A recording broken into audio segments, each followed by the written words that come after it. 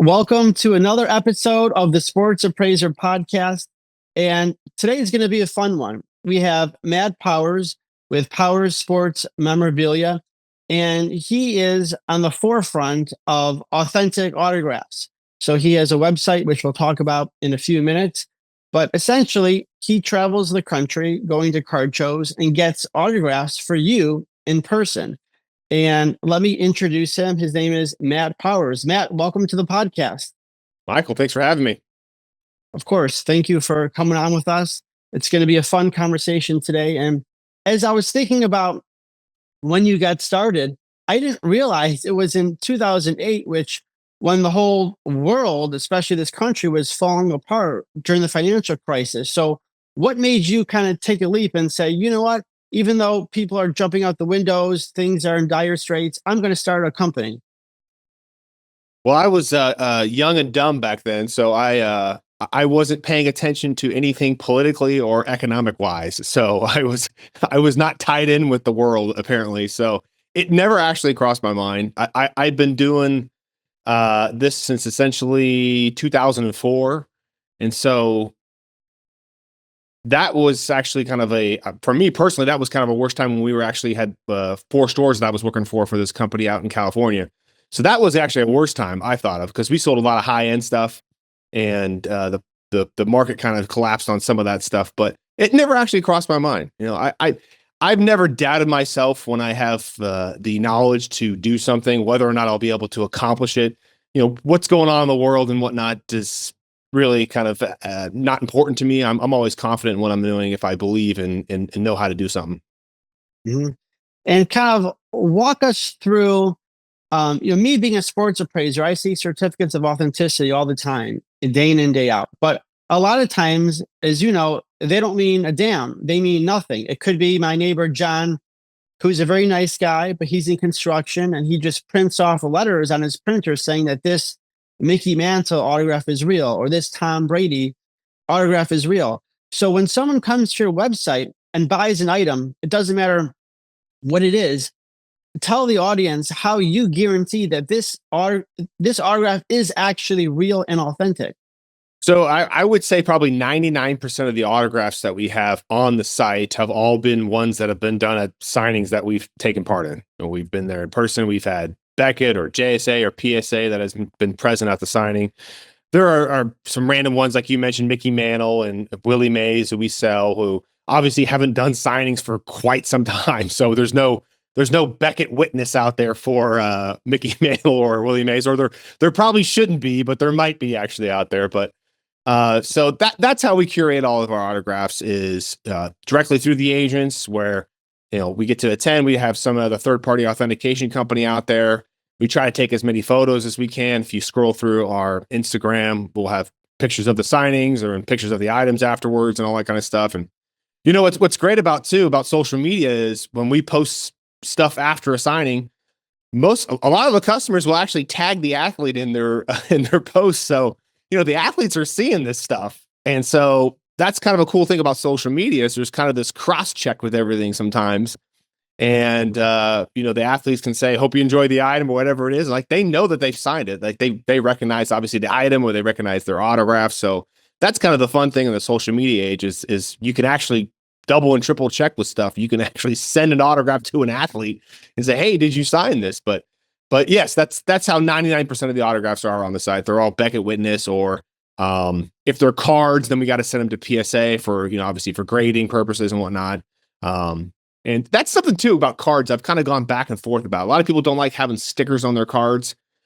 I've kind of gone the other way. I kind of like having some sort of first party authentication on the back of the card. And then when you send them to PSA for maybe the autograph grading, because when you send it to PSA, if you don't have any authentication on the item, they're just giving you their opinion on it. It's not a, 100% guarantee that that's an authentic item. So, but yeah, that's how 99% of the autographs are on the site. Let's talk about stickers versus non-stickers. So for the people listening, an on-card autograph is, as it seems, the autograph is actually on the card. A sticker is usually in the off season, right? An athlete will be shipped essentially stickers, 100 stickers, 500 stickers for him or her to sign. and they will do it at their leisure and then ship it back to their maybe business agent or Topps or Panini or whoever. And then those stickers actually get affixed to the card. And so there's a lot of head scratching back. Some people like stickers, a lot of people don't. So it's kind of interesting to get your perspective, being that you live, breathe autographs day in and day out.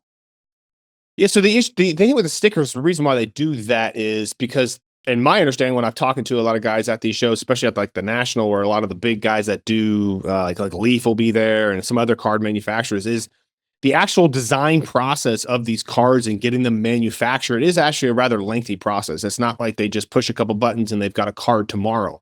They got to design it. They've got to figure out what pack it's going to go, or figure out what kind of set it's going to go into. So that's why they do the stickers, is hey, listen, this athlete's not signing at our, demand, right? We can't get him to sign tomorrow. He's signing at this particular time. So that's why they've got to do the stickers. I see athletes all the time just sitting there bored out of their mind, signing pages and pages of these stickers. And they've got the little fine Stadler blue in their hand, and they're just sitting there and they look so bored. They just look bored out of their mind.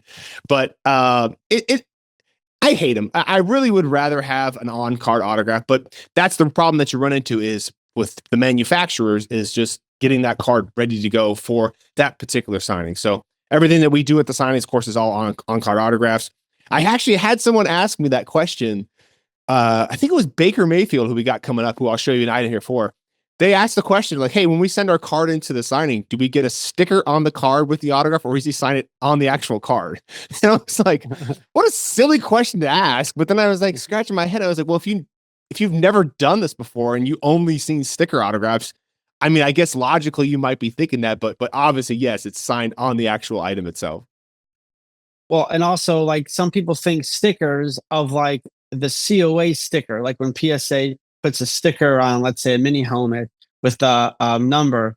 So sometimes sticker, if someone is naive or just doesn't know, if they've never done this before, they think of stickers as different types of things.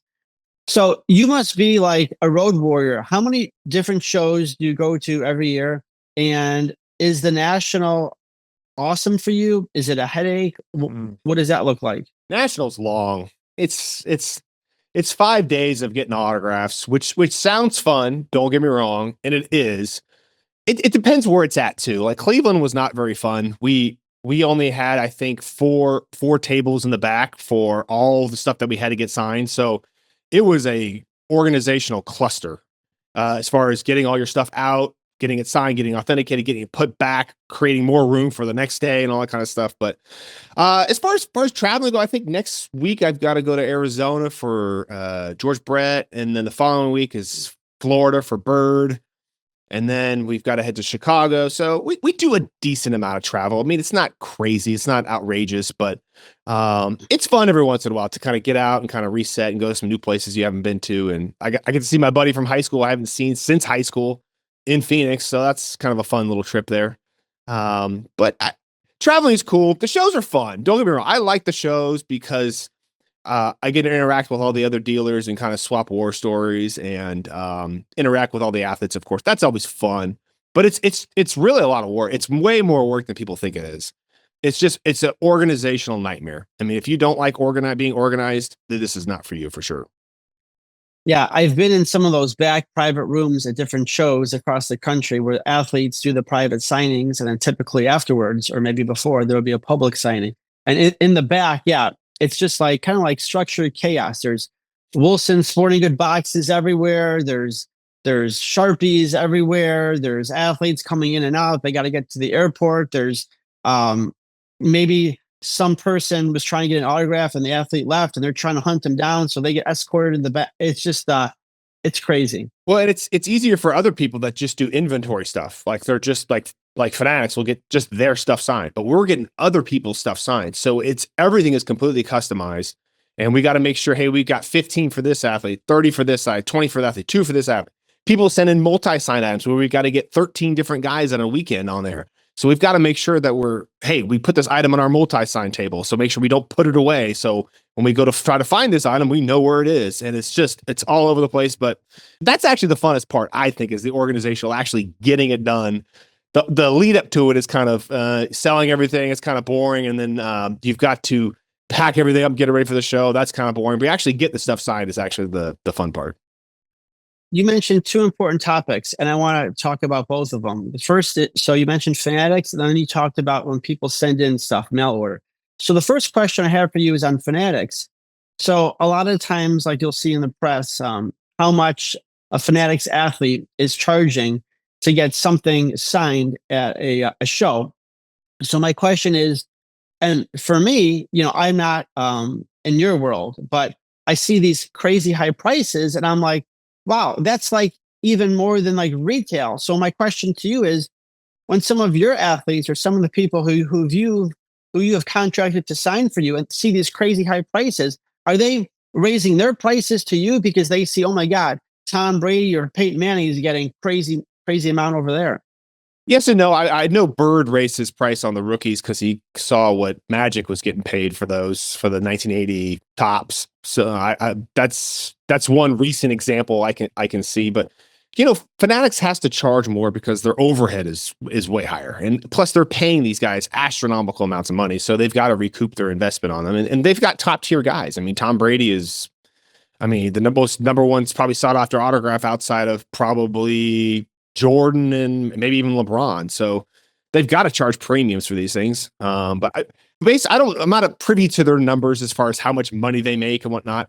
I can't imagine it's all that much, really. I mean, they've got tons of overhead. They've got all these licensing fees. And it's just, that's why they've got to charge all these crazy amounts to make sure that they make some money. But the pricing changes too all the time. That's what's crazy about this stuff. One show it'll be at 200, the next show it'll be 250, and then hey, rollback pricing, we've got it at 150. It's just however the wind blows that day is how the pricing and every show charges differently. They've got different overheads. Private signings are the best way to do it because there's not that overhead that's built into it. That's why if you buy autographs at like the National, it's probably the most expensive autograph of the year because they've got this huge overhead on the building and labor and all that kind of stuff. And they've got maybe 80, 90, maybe more guys coming in. That's a huge payroll cost for bringing in all those athletes in, plus obviously the venue cost. And plus you got hotels and flights and all that kind of stuff. So it adds up a lot versus if you just did one private signing with one athlete, then that's where you're going to get the cheapest price. Interesting point there. And also, since COVID started in 2020, autograph signings and just the cost was so different pre-COVID, meaning now guys, like you were just saying, Bird, are getting smarter. In 2017, 2018, a guy would charge whatever he charges. But now they're saying, oh my God, a signed rookie card is commanding, thousands upon thousands of dollars. The athlete saying, I should be able to monetize that and charge a premium. But in 2017, 2018, like that did not occur at all. Let's talk about the mail-in orders. So obviously you do all these private signings and someone can go to your website and buy whatever they want. However, maybe someone at home has a program or something that's near and dear to them that they have been holding on for a long time, but they want it to be signed. So how does that work? Does someone go to your website and fill out a form and then ship in the item? And then once you have the item in your possession, how do you go about having the athlete sign it? So it's just a simple, straightforward process. They go to the website, they order the autograph that they need, they order any add-ons such as authentication, inscriptions, etc. And once they place their order, they get an order form, and then they get instructions on how to send in their item. You just follow those 4 steps when you send it in. Basically, you just need to tell us how you want it signed, include this form, you send it in. Once we get it, we check everything, make sure that it matches up with what you're wanting to do, what's actually feasible. And we make corrections. For example, if you wanted black on a black background, obviously that's not going to work. So we're going to have to do a different pen color. We let you know when you get the item, and then we get it signed to your specifications. How long have those drop downs been on your website or add-ons? Because I think it's so genius. And I've seen, obviously you have competition, other people that do what you do, and I haven't seen that on their website. I just think it's just so easy. That's all. That's the way to, in life and anything in there, you have to think about it from the other person's perspective. I'll give you a quick story. I've been on the phone with Verizon for almost 8 hours in the past week or so, trying to get a new phone. Just trying to get a new phone. there's some issue with the credit on the account. I don't know what it is, but I don't work for Verizon, so I don't know their lingo. And it's really confusing. I could walk into a T-Mobile store right now and just get a new phone and be out of there in 30 minutes, right? So they've got some issue on there. It's complicated. They don't know what it is. So if you make things really easy for like a fifth grader to order something, Alex Hormozy talks about this. I don't know who Alex Hormozy is, but he said, hey, can a third grader understand this? Can a fifth grader understand it? If they can, you're probably doing pretty good because it's got to be easy. Like people don't have time nowadays. You've seen how big TikTok is. Like people have real short attention spans, and you got to make it easy for them and make it easy for them to understand what hey, what is person A trying to accomplish? Okay. Hey, here's how you accomplish it, and just keep it real simple. Well, this is a first on the Sports Appraiser podcast. We kind of went off kilter to talk about Verizon, but I am going to help you with Verizon. I hate Verizon now. So you know what? Later on today, you're going to thank me. I know their CEO, Hans Vetsberg. I'm going to get you two connected. And by the end of the day, your phone is going to be fixed. Oh, let's go. Let's get it done. True story. Just want a new phone. I'm trying to give them money and they won't take my money. Yeah, no. I'll get that straightened out for you. But back to what you do. We just saw the 50th celebration of Saturday Night Live, and some of the great guys back then, Dan Aykroyd, Steve Martin, Chevy Chase. I believe you recently had a Chevy Chase signing, or it's coming up. Sometimes people say he's kind of like a curmudgeon. Is that true? I always hate to say bad things about people because I have to work with them, and they're specifically speaking, or inspecifically speaking, there are a couple athletes and people out there that are tougher to work with, and from my experience, Chase is not one of them, but there are a couple people out there that are just, I'm thinking of one off the top of my head, they're just miserable to be around. And it's their own darn fault. Like they don't want to do inscriptions, but yet they offer inscriptions, where they want to write something if they got to personalize it or add a stat. And listen, I like what Larry Bird does. Larry Bird does no inscriptions. It makes it real easy for us. We literally show up, we get everything signed, and we're out and done in 90 minutes. Like that's great. And that's what's difficult is when an athlete gets in front of you and they start changing their mind about what they want to do. And it's like, this is not difficult work, people. Like if we could just make the rules and then follow the rules. Like at least with Fanatics, they at least tell you what the rules are of their athletes, and so going into it, hey, this is going to happen. This isn't going to happen. So, I'm thinking of a couple athletes off the top of my head, but they're just, every time I get orders for some of these athletes, I'm like, oh man, can someone else go to this one, please? I don't want to go. Have you ever had an athlete just get up and leave and just say, I'm done, I'm tired, or I'm sick of this, it's over? Yeah. Oh, for sure. Listen, it's not, the public thinks it's easy work because they just sit there and they sign. And physically wise, yeah, you probably are. But signing autographs for 6-7 hours or 5, it is draining work. You're just tired. You're doing the same thing over and over again for 5-6 hours, and you need a break. You got to take a break. You got to leave. I've had I just saw one athlete walk in, and it was just a whole conference room, a big, huge, like almost like a ballroom of just helmets, and he just was like, I'm done. Like he's just signed for an hour and like, that's it. I'll come back. And he was going to be like, I'll come back later and do the inscriptions. Like I'm just done for now. And I get it. I respect it. Another athlete I've seen where they've done it over 3 or 4 days, where it's just like, it's just too much, like you've got other things in your life that are more important than signing autographs. And yes, you'd like to do it for people and they get paid very good, but it's at the same time, it's like, you can only do so much at one particular time. And it is overwhelming. Like, when I went to Freddie Freeman, he walked into the room and it was just like, whoa, like he had not signed in a while. And it was 2,500 pieces that he had to get done in literally 6 hours. And he's got kind of a shorter graph, so it kind of helped him out a little bit. And he wasn't doing very many inscriptions, but you could see the look on his face. He's like, whoa, it's been a while since I've done one of these. I'm assuming that signing was after they won the World Series. Yeah, exactly. Yeah, so of course.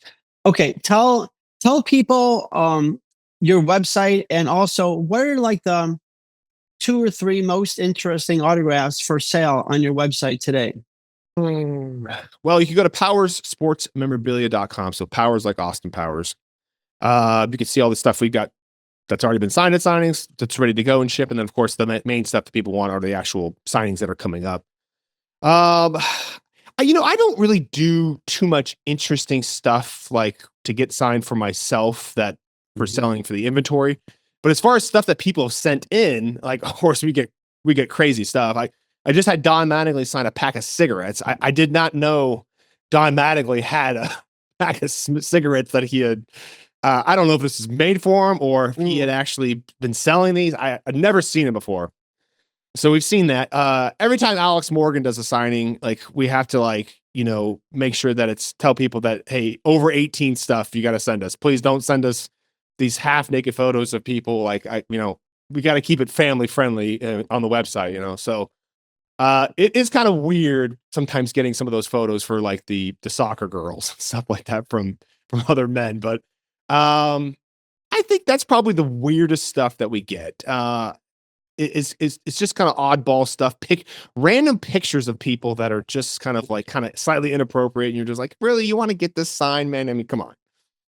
Yeah. Well, people have different thoughts about value, or like I said earlier, people have been holding something for decades, and for whatever reason, they think, you know what, now is the perfect time for me to get it signed because he or she is signing, and they'll ship it in. Yeah, I've seen.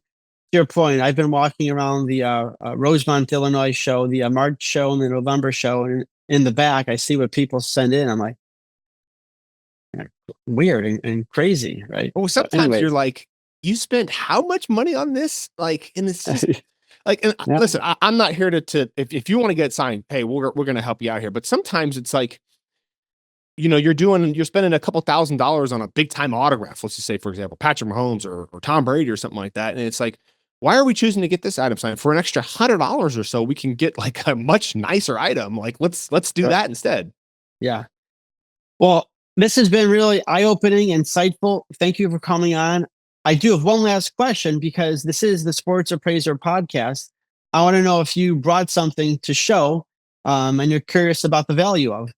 Yeah. So we've got Baker Mayfield coming up next week, and it's OU helmet. It's got all their Heisman guys on it.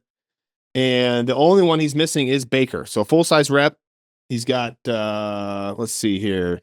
He's got Sims there. He's got Bradford, White. Who else was 69 Heisman? Who was that? That was Steve. What was his name? So we got pretty much everybody on there. It's a shut helmet rep. And he's just missing Baker, and he's going to be getting the Heisman inscription on there. So I don't know if you probably can't even see it on there, but it's all blurred out in the background. I can't see it, but how many total autographs are on there? We got 4 autographs on there. Okay. And then you're saying with Baker, it'll be 5? It'll be 5. Yep. And all of them have the Heisman inscription, and they all have, let's see here. They all have, authentication as well. Okay. So that's pretty cool. It's got to be at least $1,250 to $1,500. Depending upon the boldness and strength of the signatures there, and kind of if there's any inscriptions or whatnot. But yeah, I mean, for a college, fan or a Heisman fan, Oklahoma, that's awesome. Yeah, I love Baker. Baker's kind of one of my favorite guys. He's got a short autograph though. We got to try to get him to do a little bigger one. But it's so funny that these athletes that got small, like Favre's autograph too has gotten so much smaller lately. I don't know if it's because of the Parkinson's or whatnot, but it's really short and blocky now too. So try to get these athletes to sign a little bit bigger for everybody. Well, I think that's maybe a topic for a separate conversation, whereas a lot of these modern players, you can't even read, or I don't even know how the authenticators can authenticate some of these signatures. But that's the point. That's the point. It's like, if you don't get first party authentication, how do you know what this is? It's junk. Like, I won't say names, but like some of these guys, like, especially like, it's just 2 letters, and it's just like, seriously, bro, you could try a little more. Like, we were at a show one time. I kid you not. There was a guy that just got drafted, and he signed everything, the jerseys and helmets and all this kind of stuff, with his card autograph. He had a card autograph, which is a short autograph, and he didn't know that he could do a better autograph on these items. So he had to come back and re-sign all these 70 or so items and add a fuller autograph. And it looked way better after that. But he just, a lot of these guys need to be coached. They need to be told, hey, listen, this is how it's done. And they just don't know. They just sign the item and that's it, oh, maybe we should be speaking to their business managers or agents, because yeah, it's definitely a problem and it looks horrible. And when someone's paying a lot of money for an autograph, like the least you could do is take some time and put some effort and make it look good. With that being said, Mad Powers, thank you so much for coming on the pod. Really appreciate it. Some interesting conversation, and I'm sure people learned a couple things today. And tell the people again where they can find you. Yeah, Powers Sports Memorabilia.com. It's really long. I know it is, but maybe we'll shorten it up one of these days. Just like some autographs. Yeah. All right, man. I'll talk to you soon. All right. Thanks, Michael.